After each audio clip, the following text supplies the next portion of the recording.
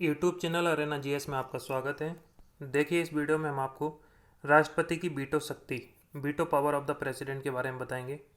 ठीक है, देखिए, राष्ट्रपति की वीटो रोकना शक्ति, veto power of the president. संसद द्वारा पारित कोई विधेयक अधिनियम बन जाता है यदि राष्ट्रपति उसे अपनी सहमति दे देता है।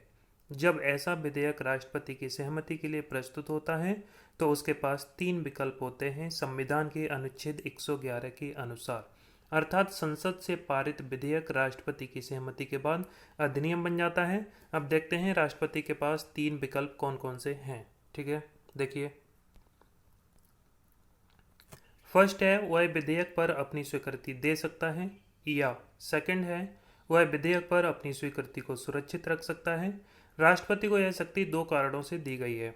फर्स्ट, संसद को जल्दबाजी और सही ढंग से विचारित न किए गए विधान बनाने से रोकना, और सेकंड है किसी असंवैधानिक विधान को रोकने के लिए। ठीक है, अब थर्ड देखते हैं, वह विधेयक यदि विधेयक धन विधेयक नहीं है को संसद के पुनर्विचार करने के लिए लौटा सकता है।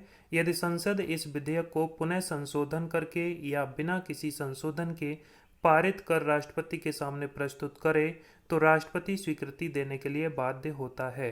अर्थात राष्ट्रपति को स्वीकृति देनी ही होती है। ठीक है, आगे देखिए,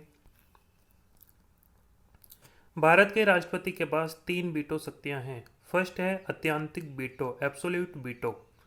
इस शक्ति के तहत राष्ट्रपति संसद द्वारा पारित किसी विधेयक को अपने पास सुरक्षित रखता है। यह विधेयक इस प्रकार समाप्त हो जाता है और अधिनियम नहीं बन पाता, क्योंकि किसी विधेयक को अधिनियम बनने के लिए राष्ट्रपति की सहमति आवश्यक होती है। ठीक है, आगे देखिए, राष्ट्रपति अत्यंतिक वीटो को निम्न दो मामलों में प्रयोग कर सकता है। फर्स्ट, गैर सरकारी सदस्यों के विधेयक के संबंध में, अर्थात वे विधेयक जो संसद के उन सदस्यों द्वारा जो मंत्री नहीं होते हैं प्रस्तुत किए जाते हैं। ठीक है, सेकंड है सरकारी विधेयक के संबंध में जब मंत्रिमंडल त्यागपत्र दे दे और नया मंत्रिमंडल राष्ट्रपति को ऐसे विधेयक पर अपनी सहमति न देने की सलाह दे। ठीक है, आगे देखिए, 1954 में राष्ट्रपति डॉक्टर राजेंद्र प्रसाद ने पीईपीएसयू विनियोग विधेयक को अपने पास सुरक्षित रखा। वह विधेयक संसद द्वारा उस समय पारित किया गया जब पीईपीएसयू राज्य में राष्ट्रपति शासन लागू था, परंतु जब यह विधेयक राष्ट्रपति की स्वीकृति के लिए गया तो राष्ट्रपति शासन हटा लिया गया था। ठीक है, आगे देखिए,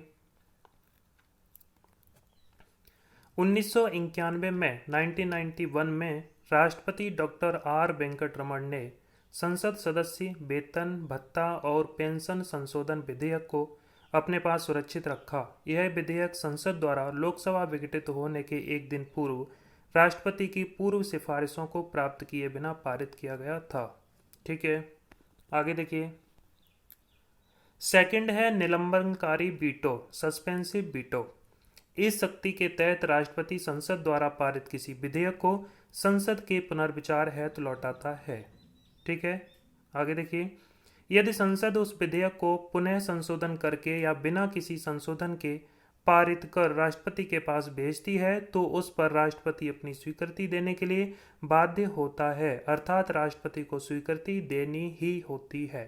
ठीक है, आगे देखिए,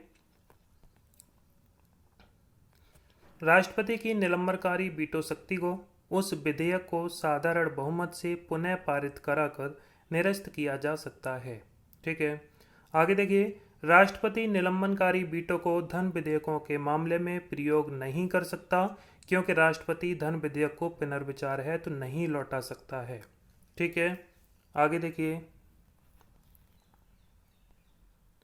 राष्ट्रपति किसी धन विधेयक को या तो अपनी स्वीकृति दे सकता है या अपने पास रोक कर रख सकता है, परंतु उसे संसद को पुनर्विचार के लिए नहीं भेज सकता। ठीक है, नंबर थर्ड है पॉकेट वीटो। इस शक्ति के तहत राष्ट्रपति विधेयक पर न तो अपनी सहमति देता है, न अस्वीकृत करता है और न ही पुनर्विचार के लिए लौटाता है, परंतु एक अनिश्चित काल के लिए विधेयक को लंबित कर देता है। ठीक है, आगे देखिए, राष्ट्रपति पॉकेट वीटो का प्रयोग इस आधार पर करता है कि संविधान में उसके द्वारा किसी विधेयक पर निर्णय देने के लिए कोई समय सीमा तय नहीं है, जबकि अमेरिका में राष्ट्रपति को 10 दिनों के भीतर वह विधेयक पुनर्विचार के लिए लौटाना होता है। ठीक है, आगे देखिए। 1986 में 1986 में राष्ट्रपति ज्ञानी जैल सिंह ने भारतीय डाक संशोधन अधिनियम में पॉकेट वीटो का प्रयोग किया। 24वें संविधान संशोधन अधिनियम 1971 ने संविधान संशोधन विधेयकों पर राष्ट्रपति को अपनी स्वीकृति देने के लिए बाध्यकारी बना दिया, अर्थात संविधान संशोधन विधेयकों पर राष्ट्रपति को अपनी स्वीकृति देनी ही होती है। ठीक है, आगे देखिए। राज्य विधायिका पर राष्ट्रपति का वीटो। राज्य विधायिका द्वारा पारित कोई भी विधेयक तभी अधिनियम बनता है जब राज्यपाल अथवा राष्ट्रपति यदि विधेयक को राष्ट्रपति के विचार के लिए लाया गया हो तो उस पर अपनी स्वीकृति दे देता है। ठीक है, आगे देखिए। जब कोई विधेयक राज्य विधायिका द्वारा पारित कर राज्यपाल की स्वीकृति के लिए लाया जाता है तो अनुच्छेद 200 के अनुसार उसके पास 4 विकल्प होते हैं। फर्स्ट, वह विधेयक पर अपनी स्वीकृति दे सकता है, या सेकंड, वह विधेयक पर अपनी स्वीकृति सुरक्षित रख सकता है, या थर्ड, वह विधेयक यदि धन विधेयक नहीं है तो को राज्य विधायिका के पुनर्विचार के लिए लौटा सकता है, एंड फोर्थ, वह विधेयक को राष्ट्रपति के विचाराधीन आरक्षित कर सकता है। ठीक है, आगे देखिए। जब कोई विधेयक राज्यपाल द्वारा राष्ट्रपति के विचार के लिए आरक्षित किया जाता है तो अनुच्छेद 201 के अनुसार राष्ट्रपति के पास 3 विकल्प होते हैं। फर्स्ट, वह विधेयक पर अपनी स्वीकृति दे सकता है, या सेकंड, वह विधेयक पर अपनी स्वीकृति सुरक्षित रख सकता है, या थर्ड, वह राज्यपाल को निर्देश दे सकता है कि वह विधेयक यदि विधेयक धन विधेयक नहीं है तो को राज्य विधायिका के पास पुनर्विचार है तो लौटा दे, यदि राज्य विधायिका संशोधन करके या बिना किसी संशोधन के विधेयक को पुनः पारित कर राष्ट्रपति के पास भेजती है तो राष्ट्रपति इस पर अपनी स्वीकृति देने है तो बाध्य नहीं है, अर्थात राष्ट्रपति स्वीकृति दे भी सकता है एवं नहीं भी दे सकता है। ठीक है, आगे देखिए। राज्य विधायिका राष्ट्रपति के वीटो को निरस्त नहीं कर सकती है। राष्ट्रपति राज्य विधायिका के संदर्भ में भी पॉकेट वीटो का प्रयोग कर सकता है, क्योंकि संविधान में यह समय सीमा तय नहीं है कि राज्यपाल द्वारा राष्ट्रपति के विचार के लिए रखे गए विधेयक पर राष्ट्रपति कब तक अपना निर्णय दे। ठीक है, अब देख लेते हैं इससे रिलेटेड कुछ क्वेश्चंस। क्वेश्चन है, यदि राष्ट्रपति द्वारा किसी विधेयक को पुनर्विचार के लिए लौटाया जाता है तो वह किस वीटो का प्रयोग करता है? ऑप्शन से हैं जेबी वीटो, निलंबनकारी वीटो, सस्पेंसिव वीटो, अत्यांतिक वीटो, इनमें से कोई नहीं। आपका राइट आंसर है बी, निलंबनकारी वीटो, सस्पेंसिव वीटो। ठीक है, नेक्स्ट क्वेश्चन देखिए। भारत के राष्ट्रपति के पास कौन सी वीटो शक्ति होती है? आपके ऑप्शन से हैं पूर्ण निषेध, निलंबित निषेध, पॉकेट निषेध, उपरोक्त सभी। आपका राइट आंसर है डी, उपरोक्त सभी। ठीक है, नेक्स्ट क्वेश्चन देखिए।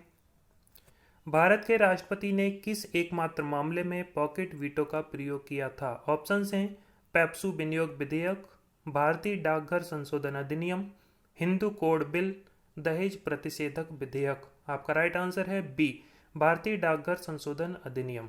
ठीक है, नेक्स्ट क्वेश्चन देखिए। भारत के किस एकमात्र राष्ट्रपति ने पॉकेट वीटो का प्रयोग किया? आपके ऑप्शन हैं डॉक्टर राजेंद्र प्रसाद, आर वेंकटरमन, ज्ञानी जैल सिंह, डॉक्टर जाकिर हुसैन। आपका राइट आंसर है सी, ज्ञानी जैल सिंह। ठीक है, please like the video, share the video and subscribe the channel. Thanks for watching.